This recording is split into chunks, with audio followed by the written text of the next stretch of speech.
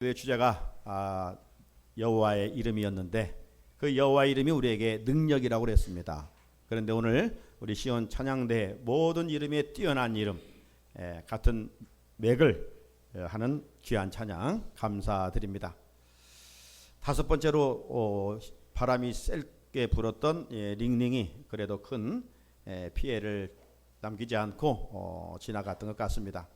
자연계에 바람이 불었던 것처럼 오늘 우리 모임 예배 가운데 마가다락방에 임했던 성령의 바람이 풍성하게 임하기를 주의 이름으로 축복합니다. 아프리카 부족을 연구했던 한 인류학자가 있었습니다.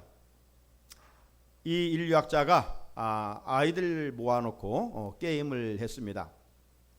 저 멀찍이 있는 나무 밑에 맛있는 아프리카에서 구할 수 없는 딸기 한 바구니를 준비해 놓고 아이들로 하여금 가장 먼저 달려간 어린이가 그 딸기를 전부 가질 수 있다 그랬어요.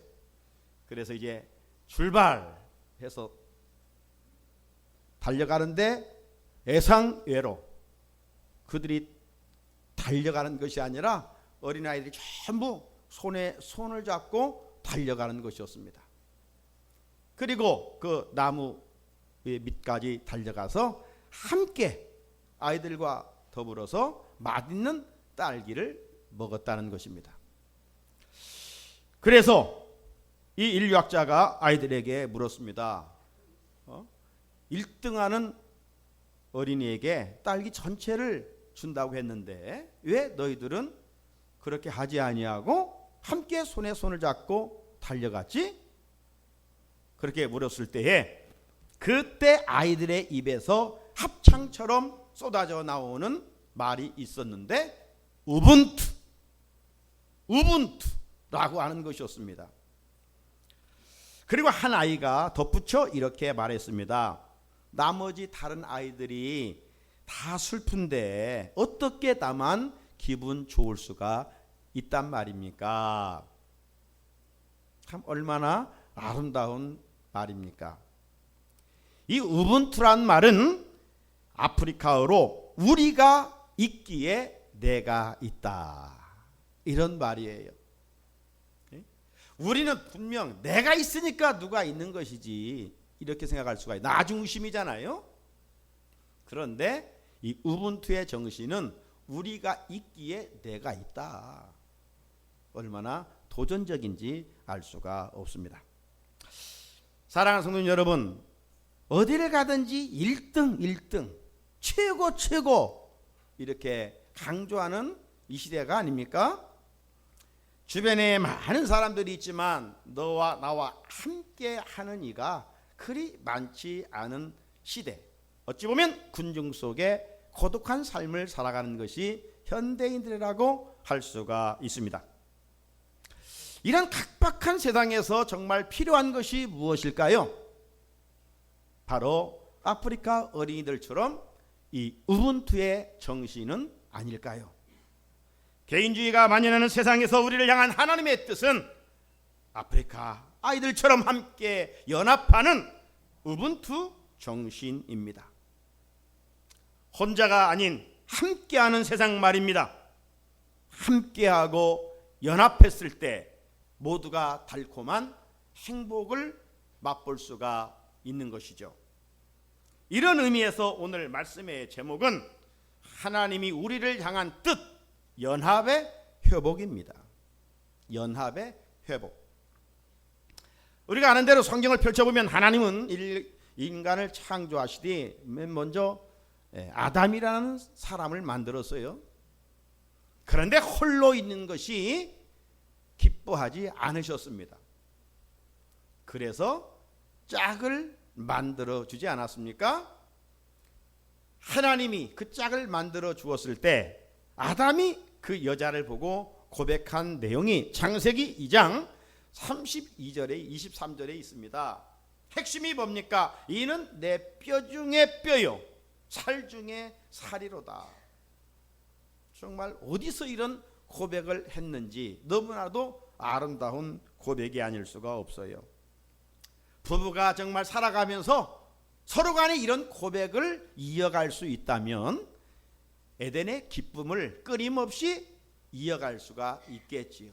당신은 내 살 중에 살이요 내 뼈 중에 뼈입니다. 이 고백이 말입니다. 그런데 오늘 우리의 부부의 모습은 정말 그렇느냐 라고 한번 물음표를 던져보면서 이런 이전에 들었던 이야기가 생각이 나더군요. 그 할아버지 할머니들이 등장하는 TV 오락 프로그램이 있지 않았어요?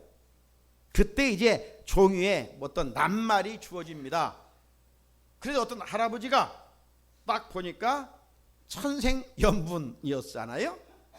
그래서 이제 할머니가 쉽게 맞출 것이라 생각하고 할아버지가 할머니에게 질문을 던집니다.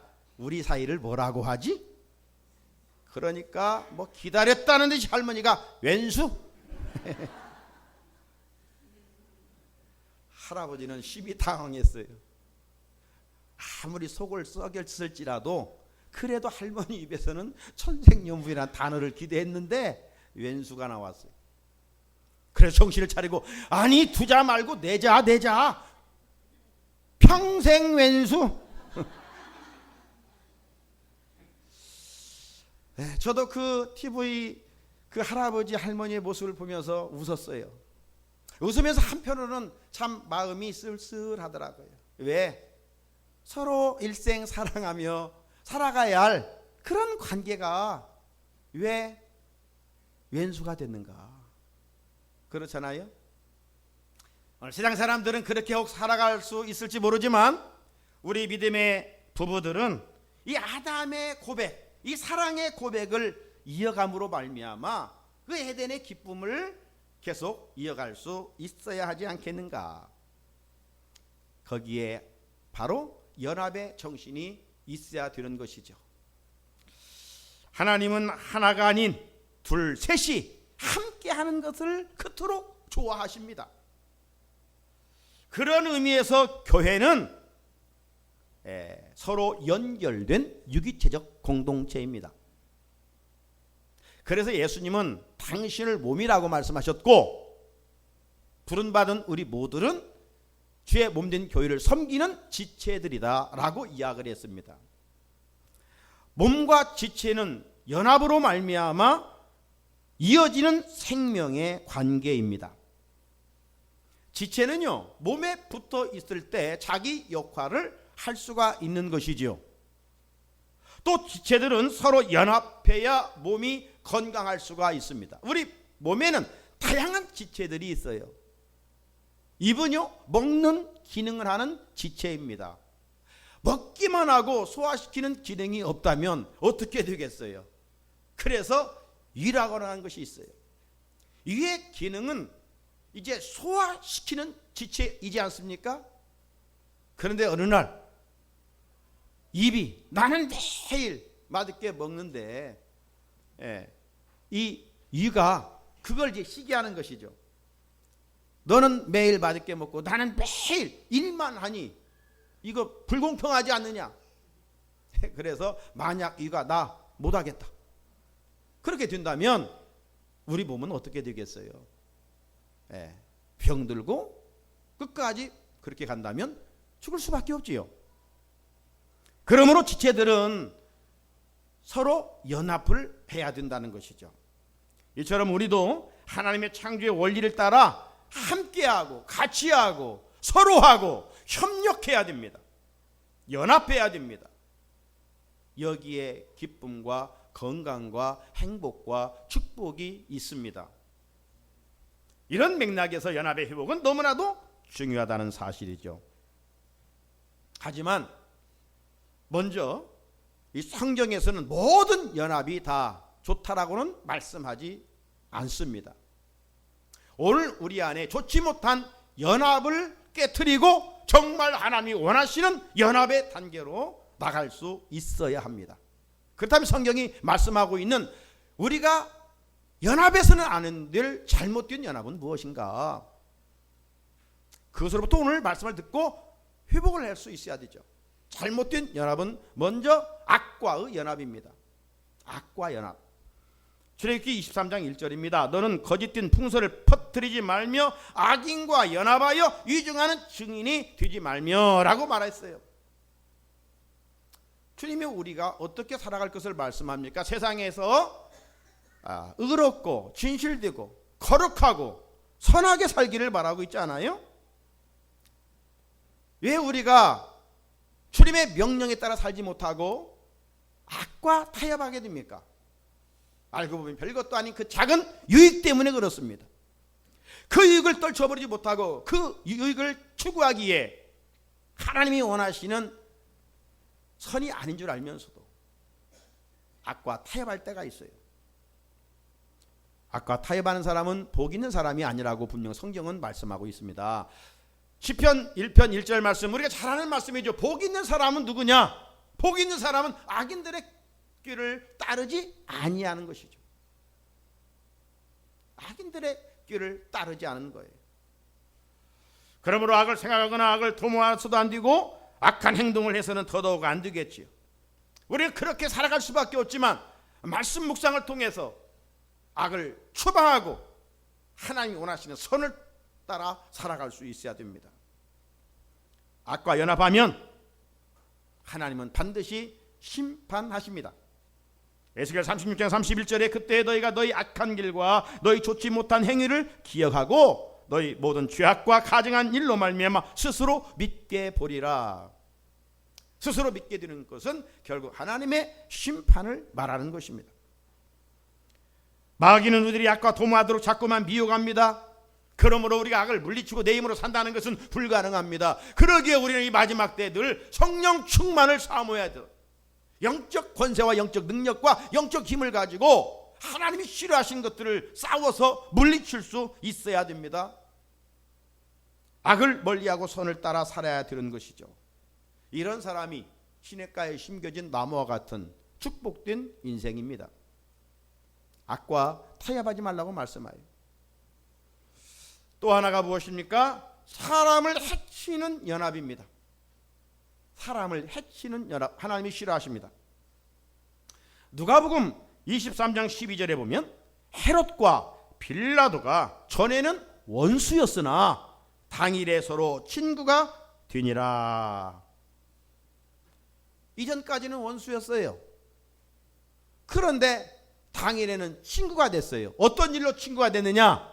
예수님을 십자가에 못 박아 죽이는 일에 서로 호흡이 하나가 되고 연합했다는 것입니다. 이런 악행은 타락한 아담의 후손들 DNA에 흐르고 있어요.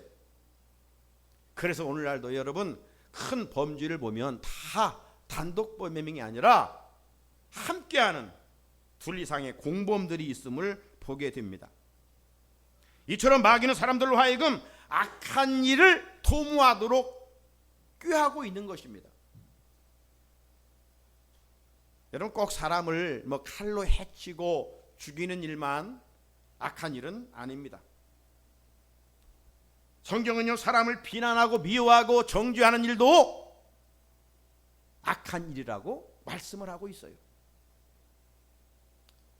그런데 타락한 인간은 타인을 칭찬하고 인정해주고 높여주는 그런 일에는 참 인색하고 대신 타인을 비판하고 정죄하는 일에는 얼마나 짝짝꿍 연합을 하는지 몰라요. 분명 성경은 말씀합니다. 다른 성도들을 비난하거나 흉보거나 미워하는 것은 그를 지으신 하나님을 업신여기는 것이라고 말했어요. 우리 모두는 하나님의 작품이에요.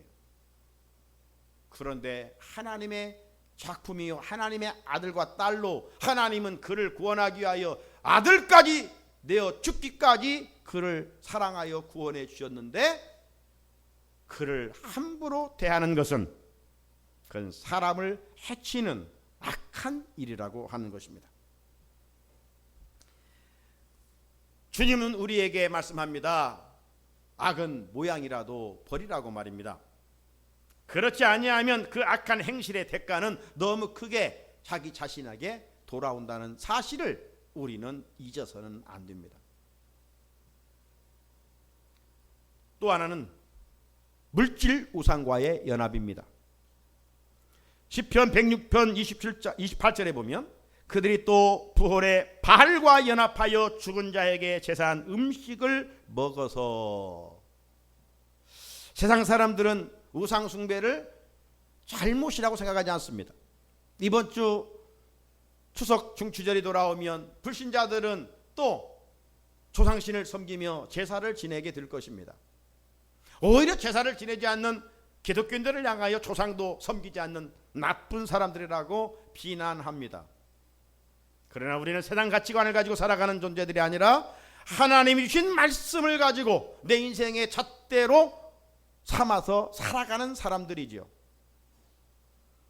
제사는 왜 안 됩니까? 거기에는 조상신을 섬기는 것이죠. 복을 주시는 분은 하나님이시지 죽은 조상이 후손들에게 복을 주는 것이 아니기 때문에 조상들에게 절하는 것은 비성경적인 것입니다. 그런데 이스라엘 백성들은 바알 우상과 연합하여 죽은 자에게 제사를 드렸다는 것이죠. 지난번에도 말씀드린 것처럼 이 바알 우상은 어떤 우상이에요? 물질의 신입니다. 풍요의 신입니다. 오늘날도 적지 않은 사람들이 황금 만능주의 시대에 바알 우상을 섬기고 있습니다. 이러한 시대에 우리 그리스도인들은 어떻게 살아가야 되느냐 이 말이죠. 사도 바울의 신앙을 본받아야 됩니다. 바울은 빌립보 4장 12절에서 나는 비천에 처할 줄도 알고 풍부에 처할 줄도 알아. 모든 일 곧 배부름과 배고픔과 풍부와 궁핍에도 처할 줄 아는 일체의 비결을 배웠노라. 이 말을 한마디로 말하면 사도 바울은 물질의 노예로 살지 않겠다는 것입니다. 사랑하는 성도 여러분, 불신자들이야 하나님 없이 살아가니까 물질의 신 바알을 섬긴다 할지라도 믿는 우리는 그래서는 아니 되겠지요. 하나님이 명하신 물질 관리의 틀에서 벗어나 사는 것은 참으로 어리석은 일입니다. 성도들에게는 물질 만능이 아니라 황금 만능이 아니라 믿음 만능이죠. 말씀 만능이죠. 황금보다 더 귀한 것은 나를 구원해 주신 예수 그리스도시죠. 우리가 요셉처럼 어디를 가든지 하나님과 함께하는 삶이 정말 복 있는 삶이고 마침내 하나님이 그를 높여주십니다. 바알 우상과 연합한 모습이 있다면 십자가에 못 박고 정 같은 믿음을 붙들고 변화된 삶을 살아갈 수 있어야 합니다. 하나님이 우리에게 주신 물질은 청지기로서 잘 관리하고 주신 것으로 어려운 이웃을 섬길 수 있어야 합니다. 물질의 신 바알을 숭배하는 일은 잘못된 연합이라는 거예요. 하나님께서 이렇게 말씀으로 잘못된 자리에 앉아 있지 말고 일어서라고 권고하고 있으나 듣지 않는 자들을 향해서 하나님은 호세아를 통해서 이렇게 말씀하고 계십니다. 에브라임이 우상과 연합하였으니 버려두라. 하나님이 원하지 않는 것과 연합하여 살아갈 때 하나님이 우리에게 말씀으로 도전을 줄 때 들을 수 있는 귀가 있어야 되지, 듣지 못하고 인간의 고집 속에 머물러 있으면 하나님이 버려두라. 여러분, 하나님의 사랑을 받아야 할 대상이 하나님의 유면을 받는다면, 하나님의 버림을 당한다면 그건 뭐 끝난 인생 아니겠어요? 그러므로 성경은 계속해서 정함이 없는 재물에 소망을 두지 말고 하나님과 연합하여 하나님께만 소망을 두고 살아가라 라고 말씀하고 있어요. 하나님은 생명의 근원이시기 때문에 그런 사람이 복이 있다라고 말씀합니다. 여러분, 가지의 축복은요 나무에 붙어 있는 것입니다. 어제 13호 링링 태풍으로 인해서 나뭇잎들이 수없이 떨어졌을 뿐만 아니라 오늘 뉴스 보니까 500년 된 나무도 쓰러졌더라고요. 저희 아파트에도 보니까 큰 가지가 끊어졌어요. 나무로부터 끊어졌어요. 끊어지면 가지의 생명은 끝입니다. 가지는 나무에 붙어 있습니다. 이게 복이죠. 양의 축복은 무엇이라고 그랬습니까? 여호와 레이, 우리가 특세해 여호와 이름에 한 가지, 목요일 날 살펴봤던 여호와 레이, 목자이신 하나님. 양의 최고의 축복은 목자의 음성을 듣고 따라가는 길이라고 그랬습니다. 목자의 음성을 듣고 따라가지 아니하는 양들은 짐승에게 잡혀붙고 깊은 웅덩이에 빠지게 되고, 그리고 낭떠러지에 떨어져 죽게 되는 것입니다. 선한 목자의 음성을 잘 듣고 가는 양들은 배부름을 얻게 되는 것이죠. 그게 축복이죠. 어린아이의 축복은 무엇입니까? 엄마 품 안에 안겨 젖을 먹는 것 아니겠어요? 이처럼 피조물인 우리 인간이 창조주 하나님의 원리를 따라 사는 일이 복이라 이 말이죠. 집에서 가전제품을 구입합니다. 설명서가 있어요. 이렇게 사용하라. 그런데 자기 마음대로 사용했다가는 고장나죠. 원리가 있는 겁니다. 원리를 따라 살아가는 것이죠. 우리 그리스도인의 삶의 원리는 뭐예요? 하나님의 말씀인 것입니다. 그러므로 여호와 하나님과 연합하여 산다는 것은 다른 게 아니라 그의 계명을 지키는 일이에요. 말씀에 순종하는 거예요. 열왕기하 18장 6절을 보면 곧 그가 여호와께 연합하여 그에게서 떠나지 아니하고 여호와께서 모세에게 명령하신 계명을 지켰다라고 말씀합니다. 말씀을 순종하고 사는 것이 하나님과 연합입니다. 하나님은 이런 자들에게 복의 복을 더하여 주신다라고 말씀하셨어요. 순종하면 복을 받는다고 하는 신명기 28장의 말씀이 있죠. 그 신명기 28장 1절로 6절을 보면 순종하는 자에게 이런 복을 주신다라고 쭉 기록하고 있어요. 한번 말씀을 주목해 보시기 바랍니다.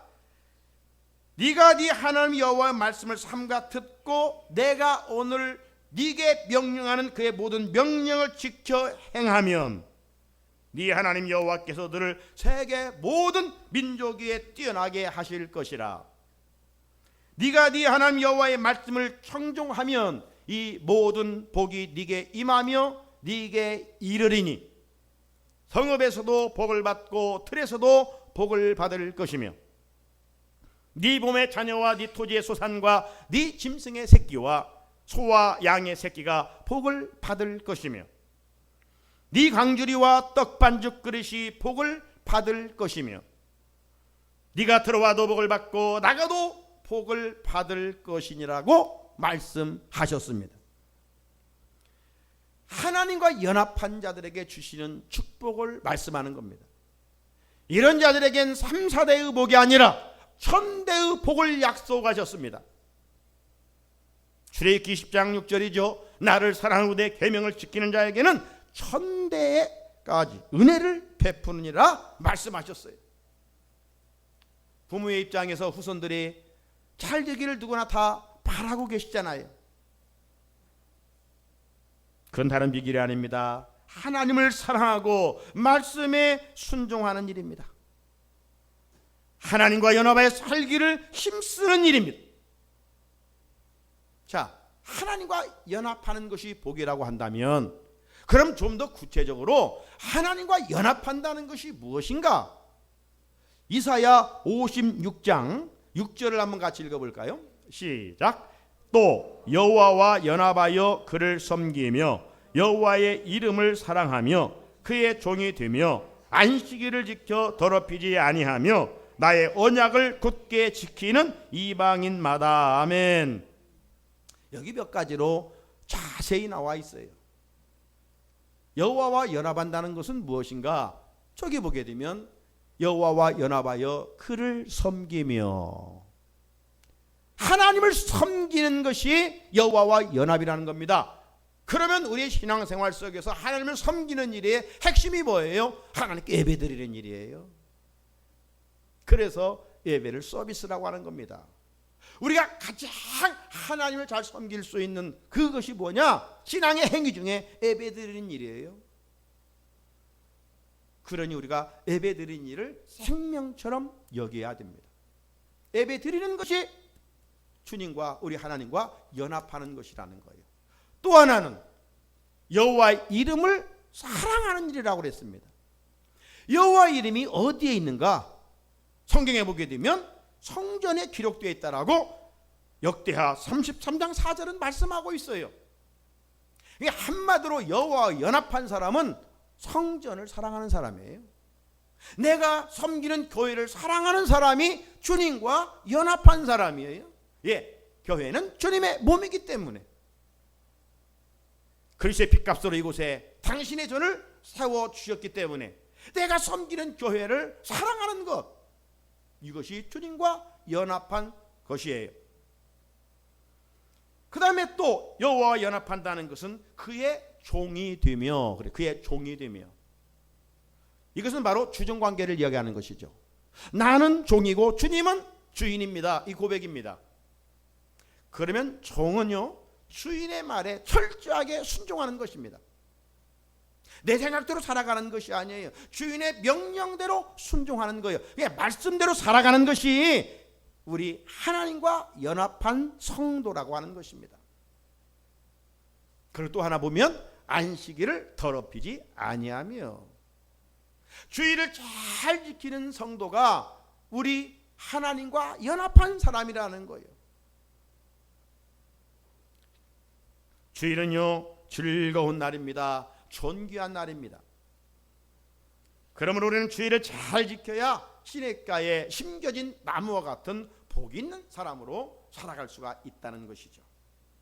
그러나 우리 하나님은 먼저 이처럼 수직적으로 하나님과 연합되어 사는 것으로 끝나지 아니하고, 우리 기독교의 상징인 십자가가 수직과 수평으로 되어 있듯이 하나님은 하나님 사랑으로만 끝나지 아니하시고 또 하나의 이웃사랑으로 항상 수평적인 명령을 하셨듯이 오늘 연합도 마찬가지예요.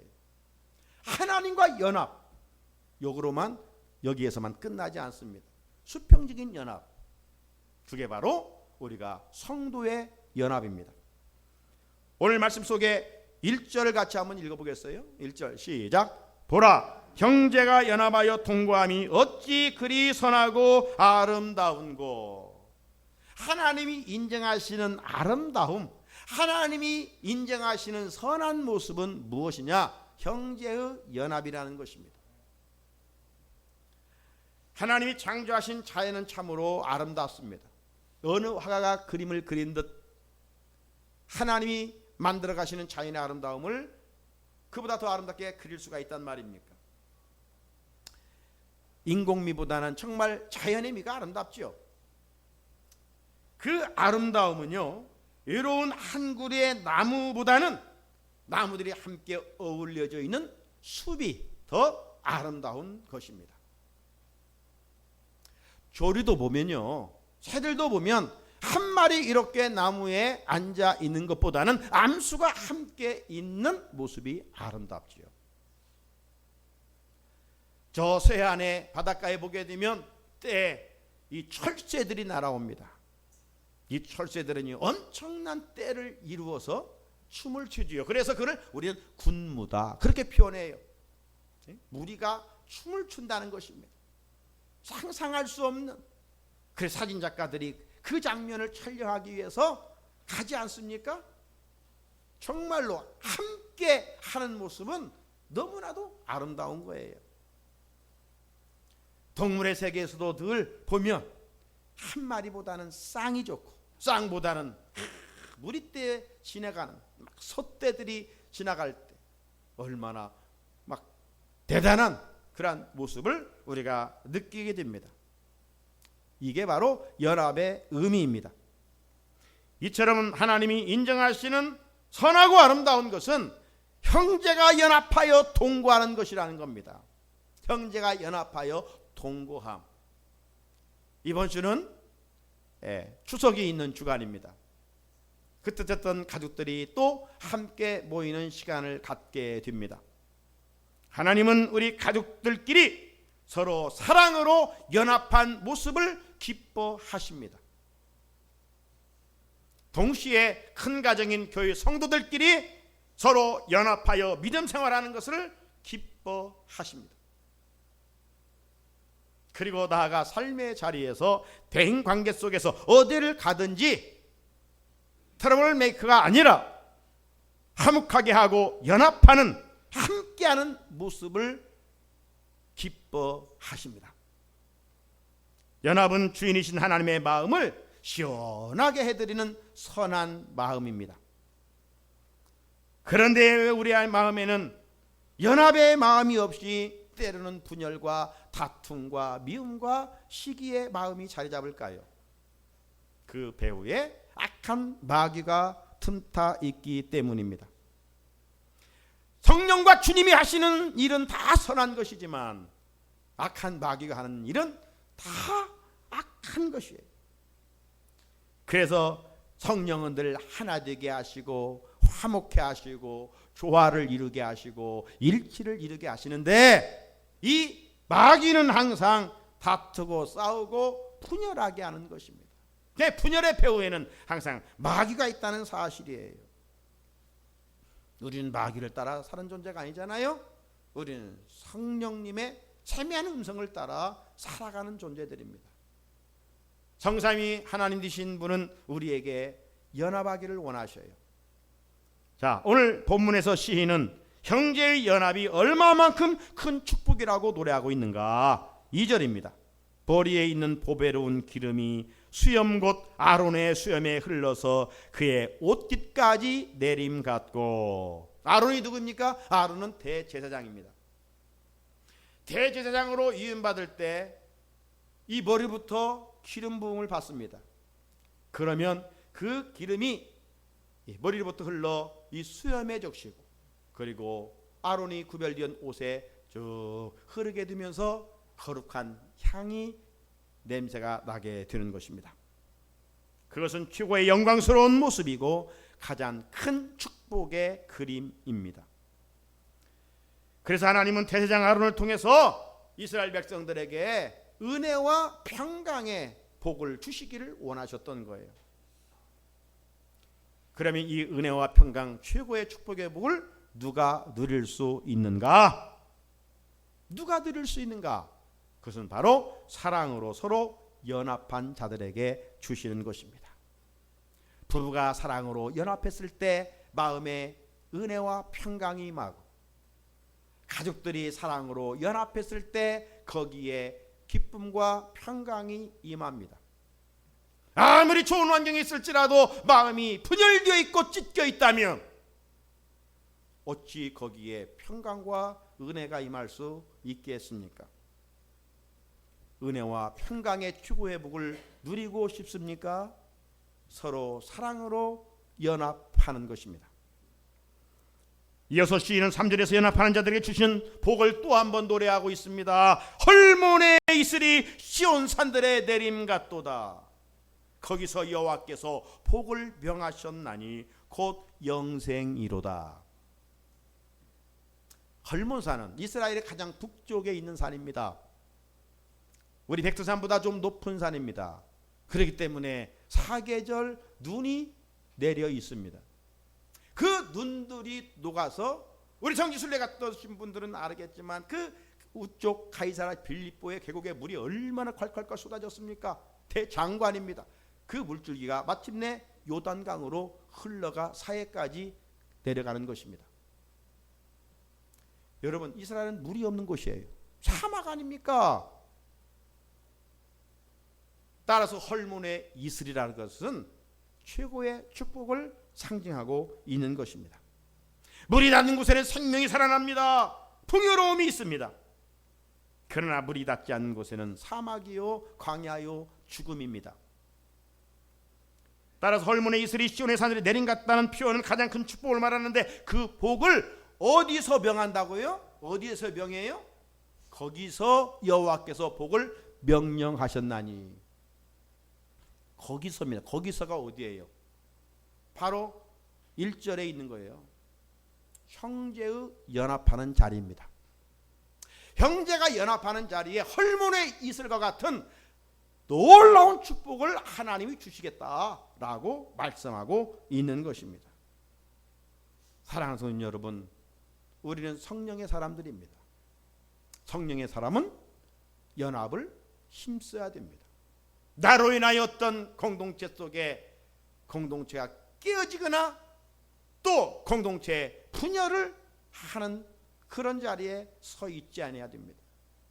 오늘 다시 한번 말씀을 통해서 주님이 원하시는 연합의 회복을 통하여 오늘 시인에게 주셨던 그 축복, 헐문의 이슬과 같은 축복, 아론을 통해서 주셨던 은혜와 평강의 축복, 이 축복을 여러분과 여러분의 가정 아름답게 이어가는 은혜가 있으시기를 주님의 이름으로 축원합니다. 우리 같이 하나님